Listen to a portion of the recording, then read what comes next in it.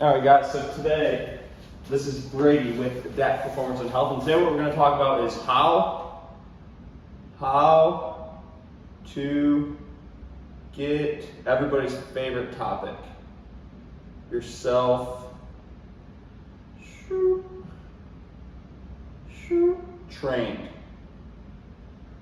So what this means is, how do we get you to the point, how do we get you to the point that you are at a level of preparedness that you want to be at, that you need to be at for your sport or for your life? So this is for athletes, this could also be for non-athletes. This is for anybody that wants to be able to physically prepare themselves so that they have no doubt that they are ready to go and do what it is that they're going to be asked to do. And so that could be throw 150 pitches, twice a week. That could be going playing a football game on Saturday or Sunday. That could be able to go pick up basketball. That could be able to pick up your kids. Like whatever that thing is for you, the goal is how do we get you trained to the point where you know without a doubt that you're prepared to go and do that thing, right? Not walking around being like, oh, this hurts and I don't know why, or oh, that hurts and I don't know why, or oh, my toe, I stubbed my toe and now I need to take 3 days off from training. The goal is to not do that. The goal is to actually be able to know how it is that your body operates, know how it is that your body works, and because you have that data, because you have that knowledge, you can then apply it in your training, and you can go and you can do the things that you want to do, right? So that's the goal here. How to get yourself trained. So I made three different points, three different things that I wanted to cover. Before I get into that, I do want to say, honestly, I want to talk about one of the things that we have that I don't talk about enough, which is the vital programming. And the reason I want to talk about this one today is because the average duration of stay on the vital programming is like 12 months for each one. I think each one is 12 months or over. There's three main ones, which is human athlete, speed athlete, overhead rotational athlete. So the human athlete is basically for anyone that you don't play an active competitive sport. So that could be, that could be a dad, that could be someone that used to be in college, just played a sport in college, now is out and still wants to take care of themselves. It could be anyone that is kind of like in that compartment or in the area who's still like, I still want to be a freaking dog, right? Like I still want to be extremely physically prepared, even though I don't actually still play a sport. So that's what that one is for. The speed athlete is for, that could be like a football player, rugby player, basketball player. Think run, jump, explosive, high output type stuff that aren't throwers. Those types of sports would be for those, or for speed athlete. And then overhead rotational athlete would be, that's the third one. That would be for like baseball players, tennis players, volleyball players. Could be, what else we got that could throw? Handball, water polo, like literally anyone that does any type of throwing and one that does any type of rotating. That's who those would be for. But I wanted to start with those because, once someone gets on it, like they stay on it, usually for at least a year. And so if you are looking for training, if you're looking for a good program, that's something to consider for you. All right, into the points. How to get yourself trained. Number one that I have here, number un. No, K-N-O-W, no. What, with an H, what you're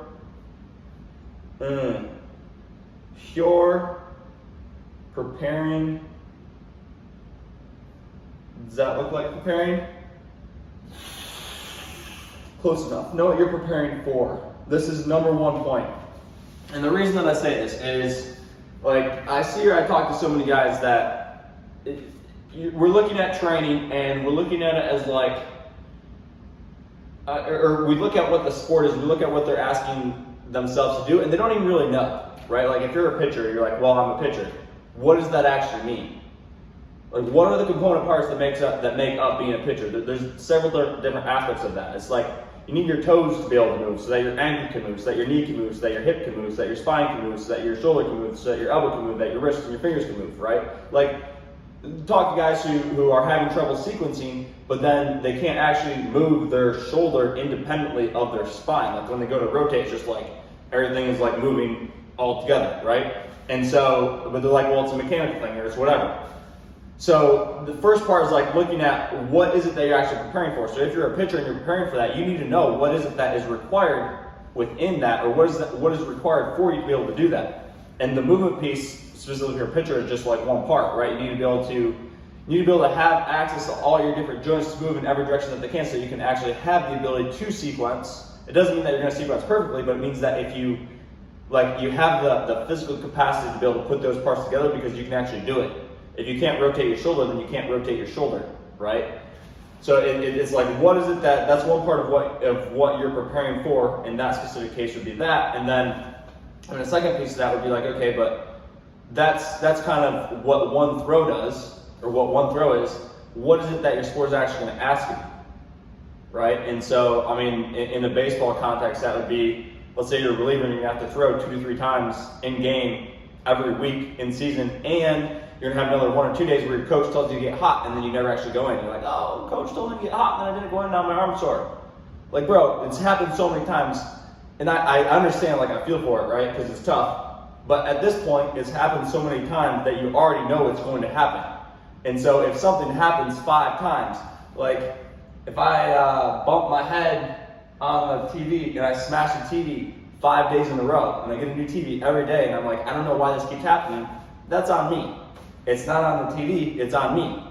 Because I know it's going to happen. And so, I mean, in that context, like, you just have to understand whether you're a reliever out of the pen, or whatever your sport is, whatever your thing is that you're preparing for, is like, stuff like that is going to happen. The coach is going to ask you 1 or 2 times a week to get hot, and you're probably not going to go in the game, and then you are going to be asked to go in the game maybe like a second time later that day, or whatever it is. We know that these things are going to happen. And so be real about what it is that you're preparing for, right? If you're not real about what it is that you're preparing for, then there's no context of what you need to do for your preparation. It's just like, oh, I'm going to go train. Well, okay, but what are we training for? And so that's the first part, is like, know what it is that you're preparing for, and actually sit down and write. You can sit down and write out and look at, what is this? And is my training preparing for this? Let's see, I mean, another example of that could be, let's say if we take a different example where you're not an athlete, but you have a job that you're working at, and it's a job where you're sitting at a desk for 8 hours a day, and you absolutely have to do it because you have to provide for your family and your kids. I don't know, 2nd grade tuition depends on it. Is there 2nd grade tuition? I don't know, it probably depends on where you send your kid, I guess. I know for some schools there are.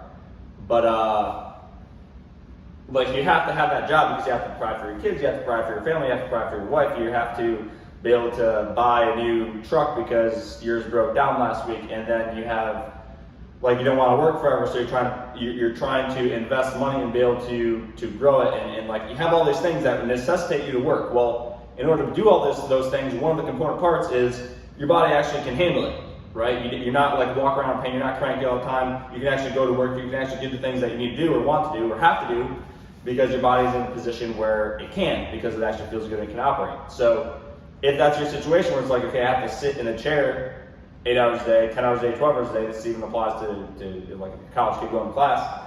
If that is part of what is required in your life, that is part of what you're preparing for. And so in regards to training, like, if I'm going to have to sit in the desk for 8 hours, I need to train myself to be able to do that. And that doesn't mean part of my training is just sitting in a chair. It means if that is going to be asked of my body, and that is going to have some effect on my body, I need to understand what that is, right? Like, if sitting and not moving is one of the hardest things on your body, then I need to have my body prepared enough to be able to do that and still recover, for that not to affect me, right? So like, that may mean I need to train for 60 minutes, 90 minutes, whatever it is, and I'll get the vital program. Usually, the human athlete vital program is anywhere from 60 to 90 minutes most days. So like, that's in our context, that's the one that I'd recommend for that. Or there's also one called Vital Dads. I don't advertise that one that much, just because, I don't know, like, I haven't found, I don't think I necessarily have the audience for that.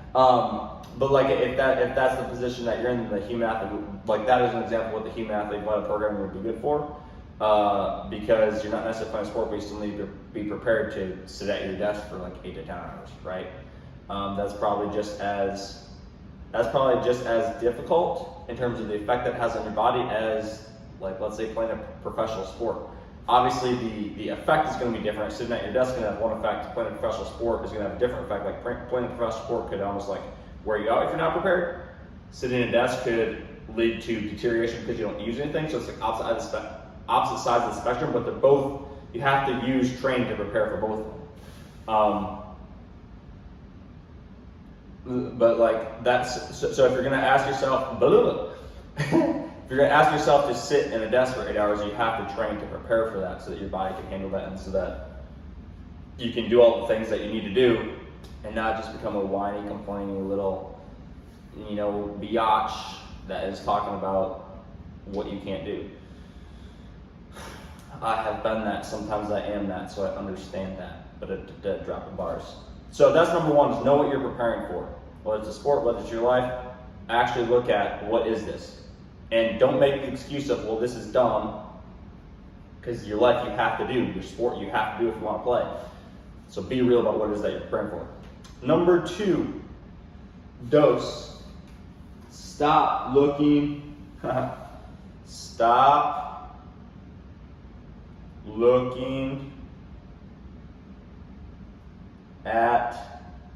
it as lifting.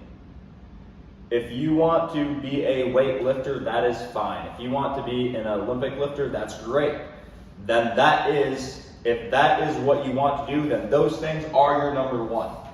If you want to be a weightlifter, you want to be an Olympic lifter, or you are a weightlifter, or you are an Olympic lifter, that is what you're preparing for. That's not your training, that is what you're preparing for. That is your sport. That is your performance, right? Like, if we have a pitcher, or let's say we have a running back, and he's going to be required to, he has one game a week, and he's going to be required to hit one day at practice per week, and then he's going to have another day where there's a good amount of route running or something like that. That is what that running back is preparing for, in the same way that an Olympic lifter would be preparing to be able to do a snatch and clean and jerk. Just the same way that the running back is preparing to be able to run routes and be able to take handoffs and be able to take a lot of beating, getting hit by guys that are 200 pounds bigger than him. 100 pounds, 150 pounds, whatever. So point is, stop looking at training as lifting. I mean, if you want to, fine, but that's not what I'm doing here. That's not what we do here at DAC. We're not looking at your training as lifting. It's not just a lifting session that you're doing. It's literally like, we are going to prepare you for what you're preparing for. And so it is not lifting. That means that the gym to us doesn't mean bench, deadlift, and squat. Those are 3 options out of a whole massive exercise library that we have that we can choose from, that is continually growing. But those aren't our only options, because for us, training is not weightlifting, training is not Olympic lifting, training is not, it's not these arbitrary things that have been set as lifting. You understand that a bench press is a competition lift, right? A bench press is a competition lift where there are certain standards where, in order for it to count, if you're a weightlifter, you have to, whatever it is, unlock, pause in your chest. I don't even know what they are, and then complete all the way up. Whatever the things are for the lifts in weightlifting, whatever the things are for the lifts in Olympic lifting. No, powerlifting. I should be saying powerlifting. Powerlifting and weightlifting. Rewind it back. Powerlifting, weightlifting. That's not what we're looking at training as being, because those are actual performance outcomes, or those are performance things that people do. But if we're looking at knowing what you're preparing for as number one, then we can take and we can look at a bench press as all that is that's one movement that we can do for your body in one version of it. We could also do lift-offs. We could do it at the bottom. We need to train your shoulder. We need to train your fingers. We need to train your wrist. We need to train your knee. We need to train your hip. We need to train all this other shit that we need to train, and in different ways. We need to train it for high capacity. We need to train it to be able to do high outputs for long periods of time. We need to be able to train it to get into every range of motion that it can get into. We need to be able to train it to handle high amounts of impact. Like, training is not weightlifting, training is not powerlifting, training is not Olympic lifting. If you do that as your sport, great, it's your sport. If you're in CrossFit, great, CrossFit is your sport, right? It's your performance. Our performance, you can think, at least the way that I view or we do, is like, our performance is more so getting you to be able to control your body, to be able to do what you want to do. Literally, just like, that's what our performance is. That's what we utilize training to do. So, if you think about something like the overhead sus rotational athlete vital programming, the goal of one of the goals of the vital programming of that specific program would be, we put your arm, we put your spine, we put your hips, we put your body in a position where you are prepared for that thing that you're preparing for. It's not to get you really good at bench press. If we get really good at bench press, great, that's a great side effect. Like in my own training, I've gotten pretty good at it. Great side effect. But that's not the objective. The objective is to get you ready to go through 100 pitches or 150 pitches every week. Or to be able to get to the point where the coach would be like 3 times, you'd be like, yo, Johnny, you need to go warm up, dog. You need to go get hot. And you're like, got it. And you're able to do it, right? And you're like, I'm prepared for this, right? That is the goal. That is it. It's not weightlifting, it's not powerlifting. So stop telling me that you're doing overhead press wrong, or I'm doing bench press wrong, or I'm doing squat wrong. I don't really care, because that's not what we're doing. I'm not trying to squat. I'm trying to prepare for what I'm preparing for, what we're having you prepare for. So as best as you can, get your little mind or your little focus out of training has to be in the gym and training has to be these specific lifts. That is not training. Training is preparing for your sport. Period. If it's not doing that, then we're not doing our job. So that is number deuce. Oh, not 3, number 2. I'll say too, you guys can put this together on your own. 100% you can do this on your own. You can be like, okay, I'm going to sit down and I'm going to write out, this is what my sport requires of me. Because of what my sport requires for me, you could first be like, this is what my sport requires of me. Get all that out, all the different aspects. The travel that's going to require, the food that's going to require, the finances and money that's going to require, the ability to communicate to coaches, to teammates that's going to require, the ability to resist opposing ideas, to be able to stick in what you know is good for you, the ability to train your body, the ability to have your arm prepared, the ability to have your shoulder prepared, the ability to do it with the amount of volume and intensity that's going to actually have you prepared. Like, you can write out all these different things for yourself and figure out what it is for you. And then you can look at, okay, like, this is what I'm going to have to do. And then make your plan of, this is what is going to prepare me to do that. You can do this on your own, right? It's just, this is what we're doing when we're programming for our athletes is looking at, okay, first take an inventory of what is it that you're actually required to do. Based off of what you're required to do, this is what we're going to do to prepare you for that. And within that, kind of like the middle ground or middle thing between that is looking at, okay, how is your body actually presenting right now? Because your body presenting is what tells us how prepared you actually are. So if your body's presenting in a way which is like, there's pain, there's nagging, there's da-da-da-da-da-da-da-da, then there's something that isn't connecting between that. And again, you can completely look at it and try to figure it out on your own. If that, I know some people prefer to do that, but it's also okay to ask for help, and it's also okay to be like, dog, I've gone through all your videos, I think, gone through all your videos, I think I have a pretty good idea, but I just don't know how to put it all together. Great, that's what the vital programming is, that's what the one-on-one programming is. That's why we do what we do, is to take all the stuff that we're talking about, or that I'm talking about, and actually put it into practical action. Okay, so anyways, that's number 1 and 2. Know what you're preparing for. Stop looking at it as lifting. And then number 3, my favorite T, because when I go pee, it leaves a stain like yellow ghee.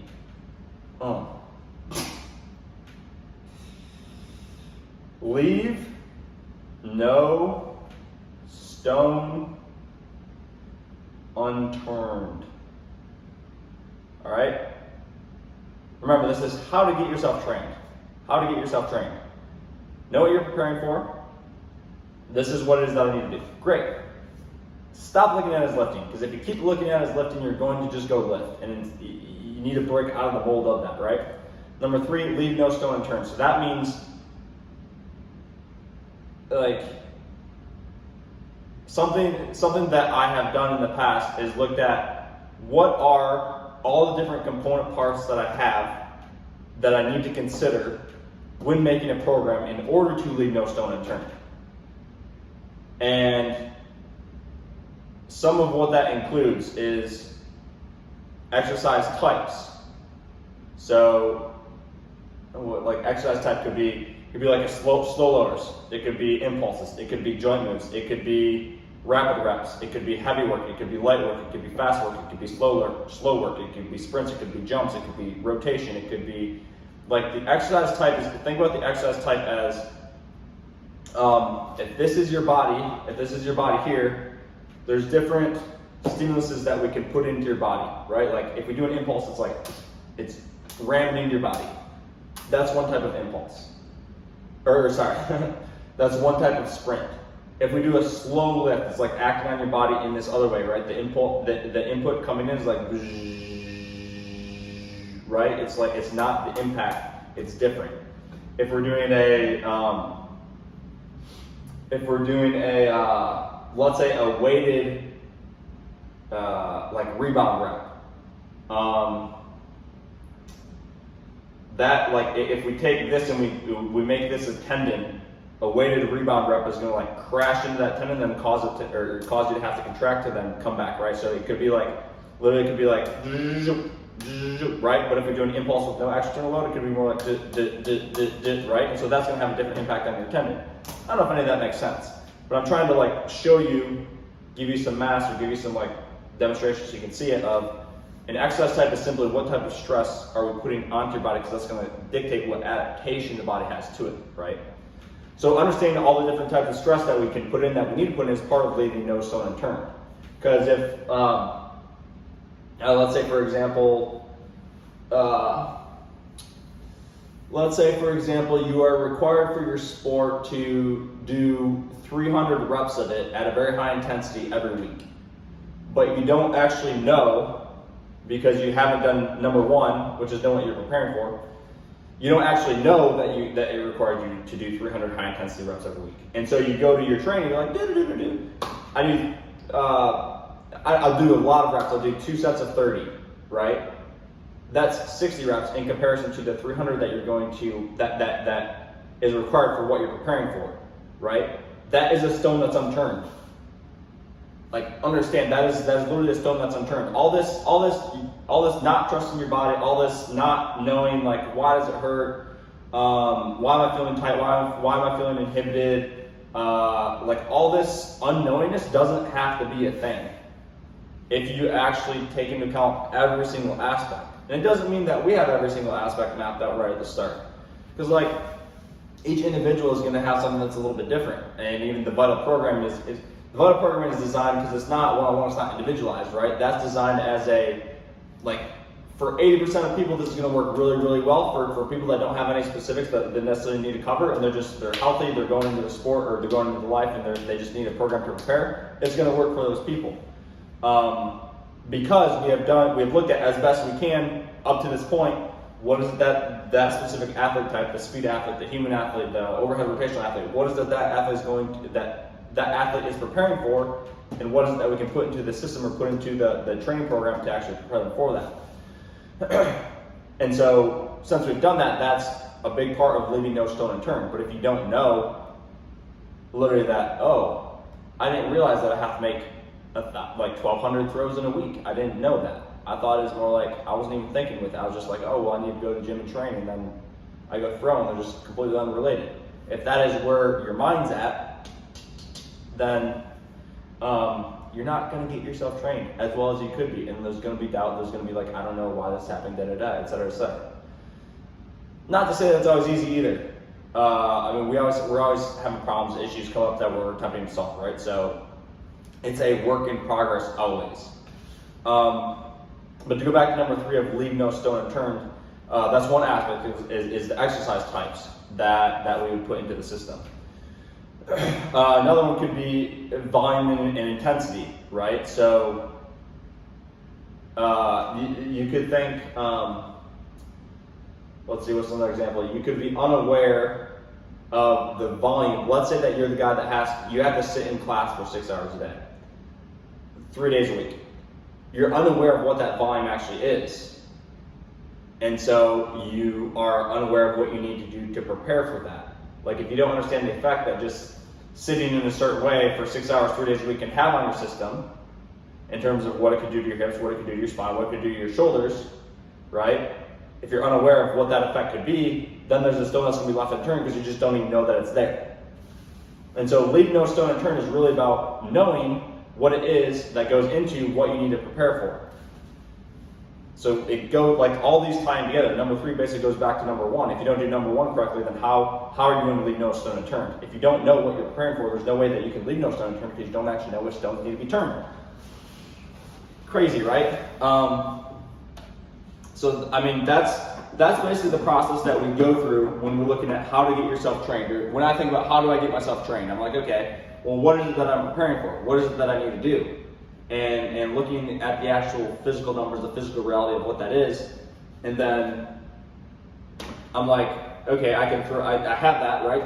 And then I can throw out this idea that I'm a power lifter, that I'm an Olympic lifter, and even bodybuilder, like all those different, those are specific sports, right? So I have absolutely zero issue with those. I think they're great. The issue that I have is when those are used, like that sport is used to prepare you for your sport, when it's a sport in and of itself. Like for me, the sport of training is let's get you to be able to control your body, understand and be able to do what you need to do with it. That's not bodybuilding. Bodybuilding is bodybuilding, right? So it's the intent or the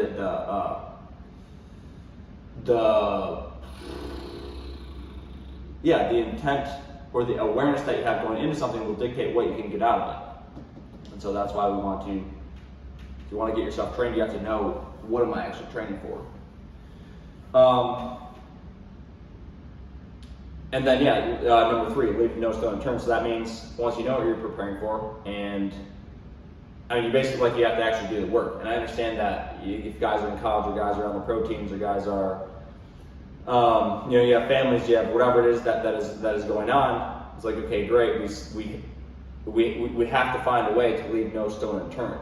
And a part of that may be at the start it's just like really messy and there's a lot of chaos and you're like, I can't get all it done and and like all this, right? But then as we hone it in, and even as you get better at understanding your body and get better at understanding and training yourself, you'll have to do, like, one of the cool things is you won't need to do as much because you will get more benefit out of what it is that you do because you can control better, right? So that's something that you'll find as you get into training, as you do it longer and longer. But at the start, it can be kind of messy, to be completely honest, because it's just like trying to figure out what it is that you need, how your body's responding to it, and the effect that it's having, and how prepared it's leaving you for your sport or what you're asking yourself to do.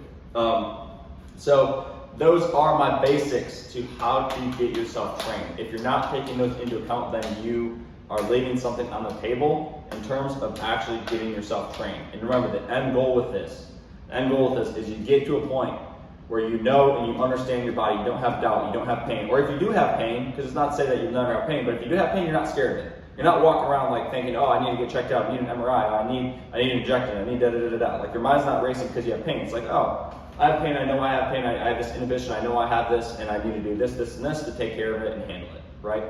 And if you know that for your own, that's great. Like that is what we're attempting to get every athlete that we have to. If you don't, then that's where we can help. That can be through the Vital program, that can be through the one-on-one, that can also be through the information that I have. Like it's important to have both pieces of that. To have not only the training, because the training is the actual practical application, but something like the DAC coaches pack and everything that's contained in that is the theory, that is the why, that is the understanding behind why we're applying it in the way that we are, right? And so once you have that, you can apply yourself better into the actual training. So both pieces of those are important. But you only really, I'm only bringing that up because if you're not at the point where like you know your body, you trust your body, you understand your body, then those are tools that can be used for you to get you to that point. So hopefully this helps. Hopefully it gave you a little more context, a little bit more sphere of understanding around how I think about training, how we think about training, and getting yourself actually trained, and what all goes into that for us.